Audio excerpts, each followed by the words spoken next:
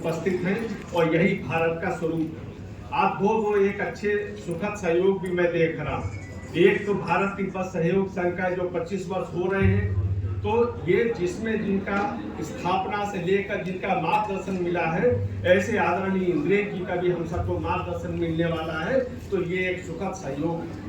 और इसी के साथ ही दूसरा है, जो लखनऊ में भी चुनाव नहीं हुए हैं और 20 तारीख को यहाँ भी वोट पड़ने हैं, तो जो संगोष्ठी का विषय रखा गया है वो भी सामयिक है। मैं दोनों बातों को जोड़ के संक्षेप में अपनी बिंदु रखना चाहता हूँ कि आज जो हम भारत देख रहे हैं, ये कोई राजनीति का मंच भी नहीं है, राजनीति के दल से हम लोग संबंधित भी नहीं है, लेकिन देश के स्वाभिमान से, देश के आत्मनिर्भरता से और देश के संविधान से हम सब जुड़े हुए हैं और उससे हम लोग अलग हो नहीं सकते।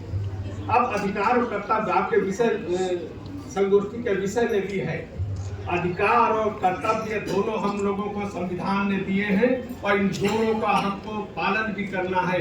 अगर जो व्यक्ति केवल अधिकार की बात करता है, तो मैं समझता हूँ कि नैतिक रूप से भी और संविधान की दृष्टि से भी ये इसका उल्लंघन है। अधिकार और कर्तव्य एक सिक्के के दो पहलू हैं और इनको साथ में लेके चलना होगा। अगर हम अधिकार की बात कर रहे हैं, तो हमें कर्तव्यों के प्रति भी सजग रहना पड़ेगा।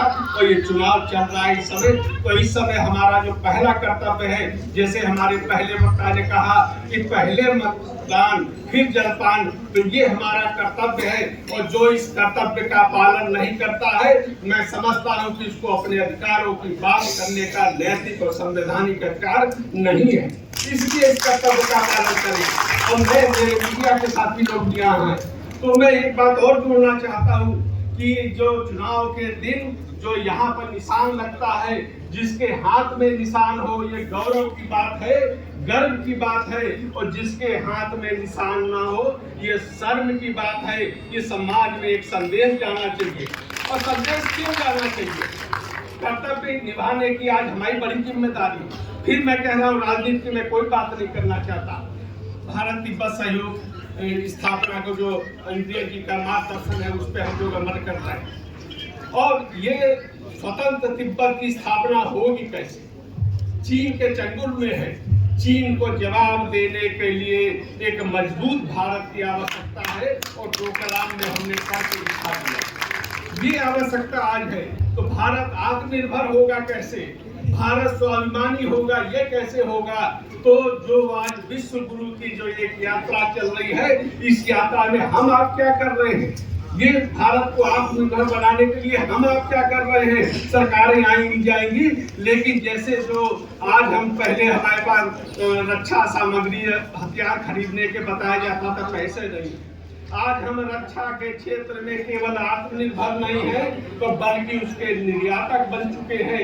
तो इसलिए एक मजबूत भारत का निर्माण करना, ये हम सबका संकल्प है, ये हम सब नागरिकों का कर्तव्य है, जिससे हम चीन के चंगुल से तिब्बत को आजाद करा पाए। और दुनिया इसको सुन रही है। भारत के जो विश्व गुरु होने की यात्रा है, दुनिया में संदेश गूंज रहा है।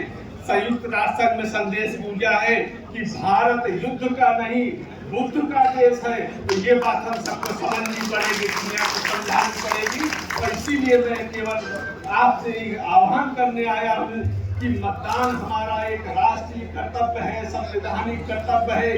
केवल हम उसका प्रयोग नहीं किए, तो अपने आसपास अपने जितने भी रिश्तेदार हैं, जितने भी पड़ोसी हैं, उनको अभी 100% मतदान कराने का एक अभियान चलाएंगे। इसके साथ मैं बात समाप्त करता हूँ।